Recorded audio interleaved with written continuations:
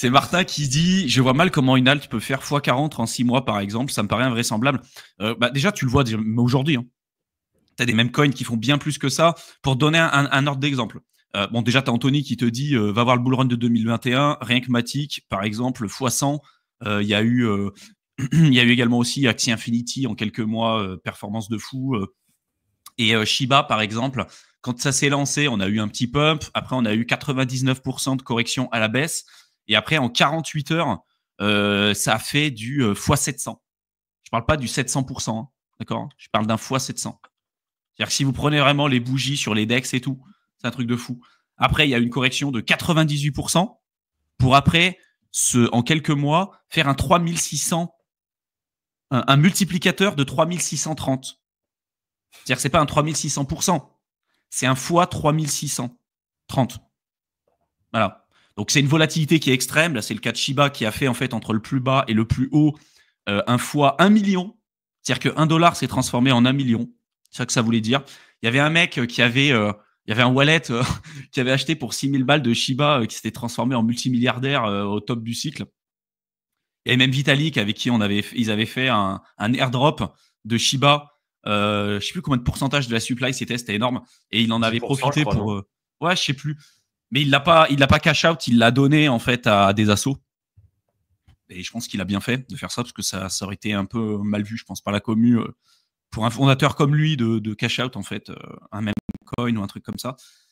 Même s'il aurait pu très largement le faire.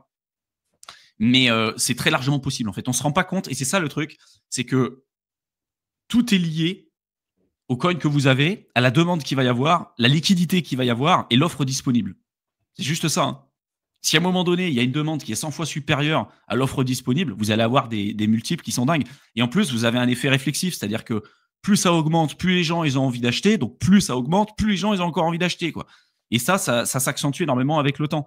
Plus après les phénomènes de liquidité, c'est-à-dire que si le Bitcoin augmente, a priori, toutes les paires d'échanges qui sont liées au BTC vont avoir aussi une augmentation. Quand il y a l'Ether qui augmente, tout ce qui est lié avec la liquidité, avec l'Ether, avec plus ou moins de liquidité, bah, ça va augmenter aussi. En fait, tout est lié par les différentes paires de liquidité et par rapport aux offres disponibles. Quoi. Et donc déjà, rien que de base, quand on va avoir des grosses cryptos qui vont augmenter, on va avoir des alts qui vont augmenter. Et si après, en plus de ça, bah, il y a moins en moins de supply, des périodes de blocage, une demande énorme et vraiment une offre et une liquidité, enfin une offre disponible très faible et une liquidité qui est très faible aussi, on peut avoir des augmentations qui sont énormes. Et d'ailleurs, en bull run, ceux qui apportent de la liquidité et ceux qui savent un petit peu comment ça fonctionne, quand on a énormément de volatilité, il y a beaucoup de personnes qui en profitent pour le retirer parce qu'en fait, les pertes impermanentes sont énormes. Vous avez l'IPY qui augmente, hein, parce que forcément, c'est proportionnel, c'est censé être proportionnel ou contrecarrer les pertes que vous pourriez avoir, les pertes impermanentes. Donc souvent, plus vous allez avoir des pertes qui sont volatiles d'un côté et de l'autre, plus vous allez avoir en fait une APY ou une incitation à ajouter de la liquidité. Et à un moment donné, c'est tel qu'il y a beaucoup de gens, un peu comme nous, hein, c'est-à-dire qui se disent, bah, ok, j'accepte dans des périodes comme ça où il n'y a pas trop l'alt-season, où ça fluctue un peu, mais on va dire pas de dingue, pour rester sur une pool de liquidité. Et quand tu arrives en pleine alt-season, en pleine euphorie, tu retires ta liquidité, en fait, parce que tu veux plus, tu as plus de probabilité de perdre et de te choper les pertes impermanentes que d'avoir un vrai retour sur investissement. Donc, qui dit retrait de liquidité, dit plus faible liquidité, et donc qui dit aussi plus une facilité accrue de faire pumper le prix de vos tokens, quoi. Donc, en fonction de l'offre disponible aussi. Donc, ça aussi, ça va jouer. Donc, de faire des x40 en alt season, même si c'est absolument pas ce que vous devez viser, d'accord? Attention, c'est très largement possible. Et tu peux voir ça très, très, très, très, très régulièrement, quoi. C'est sûr que des coins de top 10, faire un x40 en pleine alt season, ça sera à mon avis très compliqué. Mais par contre, d'aller sur tout un tas de meme coins ou sur des projets qui n'ont pas encore eu l'occasion de pumper jusqu'à maintenant, pour moi, on ne sera pas surpris, on en verra beaucoup de ce genre de trucs. Hein. Je ne sais pas si tu es d'accord avec moi, Théo, mais... Oh, bah, carrément, mais on en a parlé à chaque fois et surtout sur les tokens qui sont listés principalement sur des DEX avec des petits supplies où on ne se rend pas compte au final les interconnexions entre les pools de liquidité et surtout les supply shocks que ça peut être. Parce que pour l'instant, tu dis ok, c'est bon, je peux en acheter et tout. Et quand tu regardes dans la pool, il reste peut-être 4, 5, 6 millions de tokens à acheter. Et il suffit en fait d'une grosse whale qui fasse un buy market pour avoir le truc, tu as x2, x3, x4, parce qu'au final, il y a tellement peu de liquidité que un gros ordre d'achat passer au marché qui est une whale, parce que chaque bull run, on en voit aussi, tu vois, des whales qui a je ne sais pas s'ils ont mis ce clic, s'ils sont trompés, on ne sait pas ce qu'ils foutent, mais ils laissent pour je ne sais pas combien de filles et ils liquident leur bague au market. Tu vois, genre, il y a des mecs qui vendent plusieurs millions, marché, voilà, je clique comme ça, et du coup, tu as des grosses distorsions de prix. Mais si, dans le cas d'un ordre d'achat, les mecs ils peuvent vider la moitié de la poule, voire 80% de la poule. Donc forcément, le prix il explose. Ça ne veut pas forcément dire que ça va être soutenu sur le long terme, parce que forcément, les mecs ils vont, quand ils vont voir ça va rétablir. En fait, tu vas prendre un gros dump parce que du coup, il y en a qui vont vendre directement. Mais x40 même en journalier, parce que sur ce genre de configuration-là, où tu as dans la poule, tu vois, très peu de liquidité et qu'il y a quelqu'un qui décide de passer un coureur d'achat, tu vas distorsionner la poule et s'il n'y a pas beaucoup de liquidité, parce que les gens, soit ils les gardent, soit ils sont hyper convaincus, soit tout simplement, il n'y a pas il n'y a pas une grosse supply disponible et encore moins sur les poules DeFi. Tu peux avoir une augmentation hyper rapide. C'est ce qui se passe des mêmes coins souvent. T'as pas, au niveau des liquidités, tu n'en as quasiment pas. Donc, tu peux faire augmenter le prix énormément. Et après, par contre, tu vois, même si tu veux vendre, alors que ça fait ton truc, il a fait 1x50, tu es millionnaire sur le papier. Si tu as 200K de liquidité sur la poule, tu ne vas pas pouvoir vendre grand-chose, quoi. Bah, c'est ça. Non, mais c'est ça. Les gens, ils se rendent pas compte de ça. C'est que des fois, ils te disent j'ai gagné de l'argent avec les mêmes coins, mais au final, c'est que des plus-values latentes. Ton truc, il a 10 000 balles de liquidité et tu as 30 millions à liquider. Tu récupéreras jamais 30 millions. Ça, c'est dans la théorie, en fait. C'est vraiment. Il y a une vraie différence entre les plus-values papier, les plus-values latentes, et puis après, ce que vous allez vraiment avoir en portefeuille. Et d'ailleurs, pour la petite anecdote, vous avez vu que sur les bulles, là, sur Crypto Bubble, il y avait le peanut là, qui avait pas mal augmenté.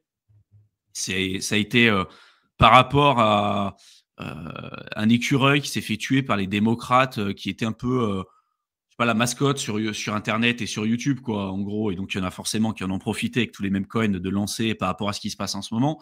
Pour la petite anecdote, le dev qui a lancé le projet a dumpé 68 millions de peanuts.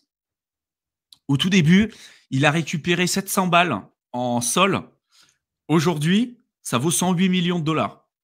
Son bag, qu'il a dumpé pour 700 balles en quelques jours. Parce qu'il y a eu le listing sur Binance et tous ces trucs-là, quoi. Mais ouais, c'est marrant, même le dev, tu vois.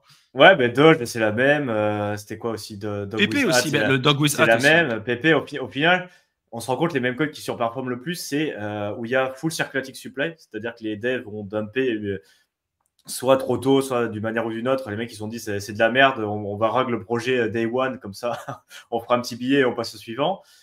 Du coup, il y a toute la circulating supply disponible très rapidement. Ils n'ont plus de supply, les devs, donc du coup, c'est que la commu au final. C'est que tout ce qu'ils ont mis en circulation, c'est les gens qui ont acheté du bag, et très souvent, 99% du temps, c'est du retail. Et du coup, à partir de là, il n'y a personne qui peut dump au final. T'as pas de mauvaise surprise, quoi. T'as pas de mauvaise surprise sur la vente en général, et du coup, le prix peut augmenter rapidement parce que les mecs, c'est que la commu qui a le coin. Les devs, ils n'ont plus rien. Il n'y a pas d'exchange qui l'a listé encore, donc aucune grosse entité a. Et du coup, les mecs, ils voient leur portefeuille qui fait x10, x20, x30, ils vendent jamais. Donc, au final, il n'y a personne qui vend. Donc, tu as très, très peu de supply et chaque achat fait monter le prix d'autant plus. Jusqu'à un moment où il y a quelqu'un qui va en avoir beaucoup, qui a snipé le truc au début, qui va commencer à dumper. Mais dans tous les cas, c'est pour ça que ça peut aller très, très vite parce que c'est des fully diluted, full supply. Il y a tout qui est disponible à l'instant T. Donc, forcément, s'il n'y a personne qui vend, ça fait que monter. Mais d'ailleurs, pour le PP, il y avait aussi une anecdote que j'ai vue la dernière fois qui m'a fait rigoler. Au moment où il y a eu le lancement du PP, donc ça a été pareil, le dev, il a dump la grosse majorité de son bag, il a récupéré quelques milliers d'euros, alors qu'aujourd'hui, ça vaut des centaines de millions. Mais ça, c'est toujours pareil, tu te dis toujours, tu aimes bien refaire l'histoire avant. Et quand tu es sur le truc, quand tu as 20 000 mêmes coins qui sont lancés par jour, à quel moment tu vas dire que le tien va marcher? Enfin bon, ça reste quand même très, très compliqué. Et c'est impossible à prédire. Et à un moment donné, tu en as un qui faisait du sniping bot, tu sais, qui snipe les tokens au moment où c'est lancé sur le truc. Il a réussi à acheter 1,2 trillion de tokens PP pour moins de $2 au moment où ça s'est lancé, en fait.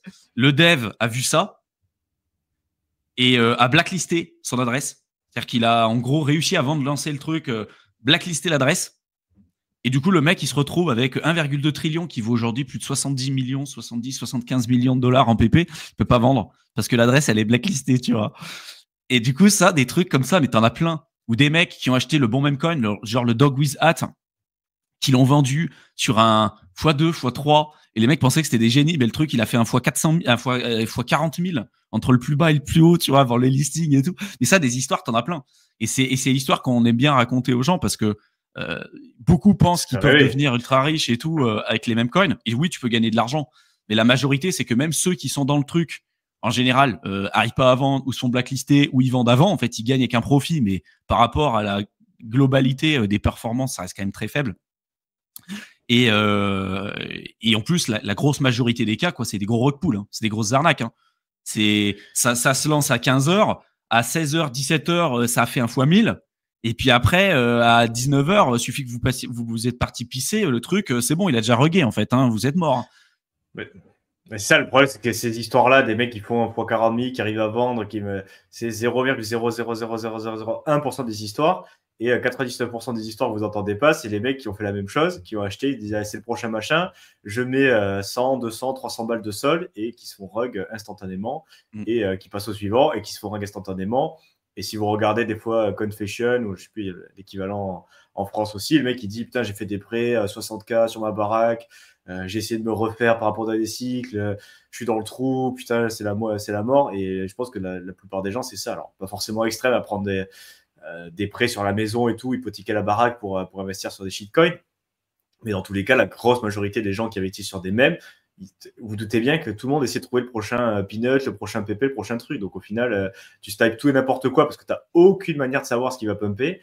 Et dans la grosse majorité des cas, tu regardes les rugs, 99% du truc, tu perds de l'argent. Donc les histoires majoritaires, c'est ça. Bien évidemment que nous, si on pouvait savoir, on le ferait tous. Mais comme on peut pas, mais c'est au petit bonheur la chance. Donc, ah oui, mais ça, voilà, c'est forcément, quand ça fait rêver, tu dis putain, j'aurais mis 100 balles, c'est bon, je suis millionnaire. Sauf que au niveau probabilité, c'est pas là. Et donc, du coup, on se contente de notre stratégie chiante d'être là en bear market, d'investir quand les prix sont bas, attendre et revendre. Bon, ouais, mais après, c'est toujours pareil. Tu fais le bilan. Ça fait moins rêver, mais ça marche mieux. Bon, mais voilà, il faut le dire. Puis tu fais le bilan. Tu fais le bilan parce que tous ceux qui s'amusent à sniper et tout, ils peuvent marcher une fois. Puis comme ils gagnent au loto, ils gagnent une fois. Puis en général, tu gagnes pas 2 fois. Et la plupart des mecs qui gagnent au loto, en général, ils finissent broke à la fin. Voire pire que quand ils étaient dans leur situation normale au début.